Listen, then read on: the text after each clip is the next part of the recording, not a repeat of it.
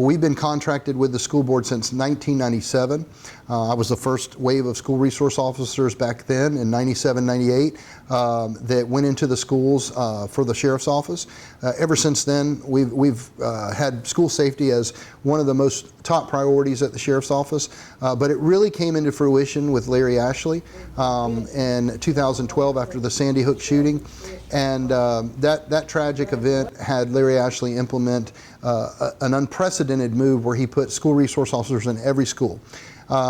And then with Uvalde, Texas, what we saw at the end of the school year last year, that coupled with school starting, I really wanted to just touch base with the public and let them know and affirm to them that our commitment is never been any stronger than it is now. We train. Our SRT training is probably the highest tactical training at the sheriff's office, but second to that, and only second to that, is the SRO program. They utilize everything from technology and training. They've had individual and nationally recognized awards over the last 12 years, over the last 10 years, really, since Sandy Hook. But after Sandy Hook, we had another tragic event at Marjory Stoneman Douglas in South Florida, in Parkland, Florida, in Broward County. Because of the vision that Larry Ashley had early on, he was recognized as an expert on the subject matter of school safety. So he was actually tasked with being on the Marjory Stoneman Douglas Commission and to look at the failures, because every time that there's a tragic event like this, the only takeaway that is positive, if there is anything positive that you can take away from that, is learning from the mistakes. There were a lot of mistakes in Parkland. It's one of the things that Larry Ashley realized, that the radio system was a failure there, which is why he pushed for the half-cent sales tax to allow us to purchase a new radio system that's being actually implemented now. There's a lot of other techniques that came out of there. Legislation came out of there. Funding came out of there. Things like the Guardian program, where we can actually arm staff at the school that go through a certain level of training. That's one of the things that came out of the Marjory Stoneman Douglas legislation. Additionally was funding for hardening schools with the fencing that we see all over our schools, the single point entry, all the different fortifications that the school system has been mandated to do through the Department of Education and through legislation. All of those things, Okaloosa County was one of the first to implement those fortifications after the Marjory Stoneman Douglas. So one of the biggest questions that we have that I just want to let the public understand is that, you know, there are failures. We saw the failures in Uvalde. We saw the failures, but you know, one of the things is, you know, is there a hesitation? Would your officers go in? Without a doubt, everyone that puts on the badge at the sheriff's office, the expectation was there when I was a young deputy. The expectation was certainly here under Larry Ashley, and the expectation among our staff and certainly our SROs is that they're willing to pay the ultimate sacrifice if called upon to do that. They know that they take that chance every day that they put that uniform on. I can't say enough about the brave men and women that work here and work for us and provide that level of security for you. But there's no doubt in my mind that not only would the deputies, but the supervisors would never allow something like a hesitation to cause additional deaths in a time of crisis like a mass shooting. So I'm totally confident that they have every tool necessary. Last week I was at the Florida Sheriff's Association conference in Orlando.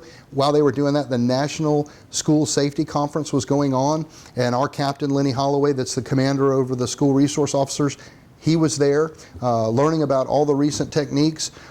Some of the things that came out of the Marjory Stoneman Douglas failures was technology, things that were implemented at the Department of Education level, like a notification system that is mandated for a notification system where you can email, text, video, or call if the circumstances allow, but for whatever the safest means necessary to communicate in the event of a horrific act like a school shooting. We hope to never use it. There were 9 different platforms for that notification system. The top 4 of those were vetted by the school board school safety team, Danny Dean and Steve Horton. And they ultimately decided on the Safer Watch platform. That particular platform was also endorsed by the Florida Sheriff's Association, out of 9 being the best one. The Department of Education didn't mandate which one you went with, but that's the one that we went with. We have a lot of other tools. Every one of these platforms and technologies we put in place does something a little bit different. We even have the Hope Squad, which is, you know, when you see an individual might be struggling emotionally, you know, see something, say something.